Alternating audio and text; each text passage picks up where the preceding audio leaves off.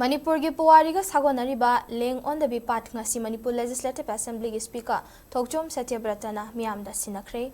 Speaker Thokchom Satyabrata bu khongul liba mingthon pikre Leng Ondabi Paat Preservation and Development Society Khoiren Kasar amadi athauba singi liklam thiba loop Manipur anina senduna laikhidraba Manipur ki athauba singi mafamda katpa langband haisoi tambagi thauram ngasi Paat asida pangthokhibaga loinana speaker na square feet lakh amaga lising nimfu humdoi pak chawrba Leng Ondabi Paat kilam asida historical site ama oinanaba Meeyam da Sinnakhre. Thauram aduga mari leinana Manipur Legislative Assembly ki Speaker Thokchom Satyabrata na phongdokhibada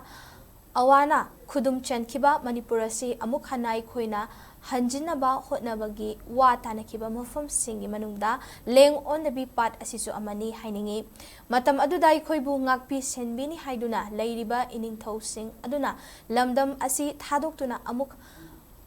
halak amdaba thoklabadi ngasi Manipurda maitai singna leiriba si leiramloi maramaduna maitai haiba furup mutanaba Leng Ondabi Paat asi Meeyamda kathokpane masida Meeyam nasu mateng pangbiduna mafam asi yamna fazaba historical site ama oinaba hotnabada mateng pangbiu haike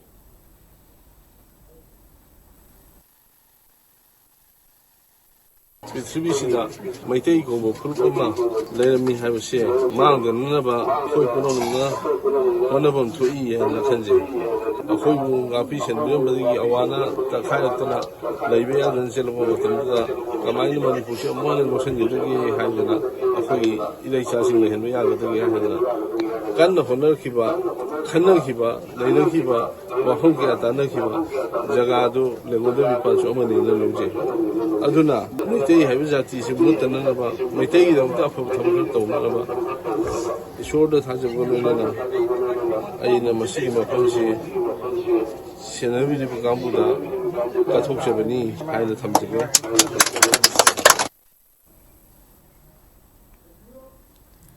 Athauba singi liklam thibalup Manipur ki President Thokchom na phongdokhibada Manipur bawana loi challaga khudum chanduna laikhraba tungda Manipur gi ningthau oiramba Gambir Singh na kasarda lanjelaktuna laikhi kasar gi khoiren hairiba mafam asida leiriba ising asi sitpa ngamlabadi Manipur asi amuk hanna awa singdagi maning tamba ngamlagani haibagi wasakta Paat ki ising sitpa ngambadagi Manipur da handuna amuk awa singbu tanthoklaga Manipur maning tamba laibak oiba ngamlakhibani asigumba Manipur gi puwari ga sagonaba mafam asi kasar gi miyoi kharagi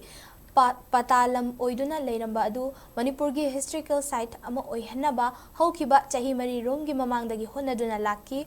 handak Manipur Legislative Assembly ki Speaker Thokchom Satyabrata na mafam asibu leibiduna Manipur gi historical site ama oinaba hotnariba si thagatli mafam asi aikhoi gi oina lawshin mangamba asina hauzik oiriba Manipur gi fibam asida Leng Ondabi Paat amagumna thokliba irang asi loishin mangamba oirasanu haiki Amaromda lammapu oiramba miyoy aduna Manipur gi ningthaubu ikai khumnaba utpoina katha manga lemna ningthaugi damakta katkhi ngasigi thauram aduda Manipur Legislative Assembly gi Speaker Thokchom Satyabrata bu khongul liba haiba mingthol pire haina sulaw thokhi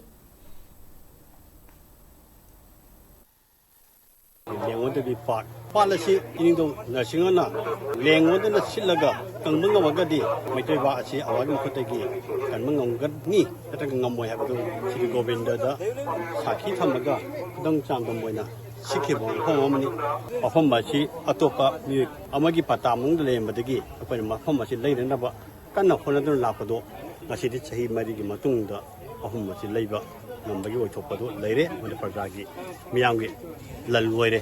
hariba lal woiriba se Manipur gi honorable speaker si Thokchom Satyabrata na